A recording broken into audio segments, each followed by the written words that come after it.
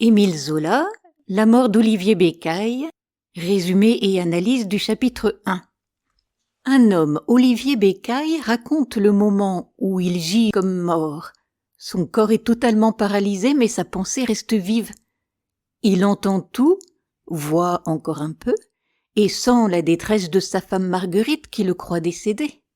Dans cet état étrange, il repasse toute sa vie, son enfance fragile, sa peur obsessionnelle de la mort, ses années à Guérande, son mariage modeste avec Marguerite, leur installation difficile à Paris. Toute sa vie a été marquée par l'angoisse du néant. Pourtant, maintenant qu'il pense mourir, il se sent calme, presque bien, et il croit qu'il va bientôt se réveiller pour rassurer Marguerite. C'est un récit à la frontière entre vie et mort. Le passage joue sur une ambiguïté. Le narrateur croit être mort, mais sa conscience fonctionne encore. Cela crée un fantastique léger, fondé sur une incertitude. Est-il vraiment mort ou seulement plongé dans une profonde syncope? Cette hésitation entretient le suspense et nous fait partager la peur du narrateur. Le narrateur, c'est un personnage marqué par l'angoisse du néant. Toute sa vie, il a été obsédé par l'idée de mourir. La mort n'est pas pour lui un simple fait naturel, c'est un vertige permanent, une menace qui assombrit les moments même les plus heureux. Le texte montre comment une peur peut devenir une véritable prison intérieure. La mémoire qui défile correspond à un bilan de sa vie. L'épisode ressemble à une revue générale de son existence, comme dans certains récits où l'on dit que l'on revoit sa vie en un instant.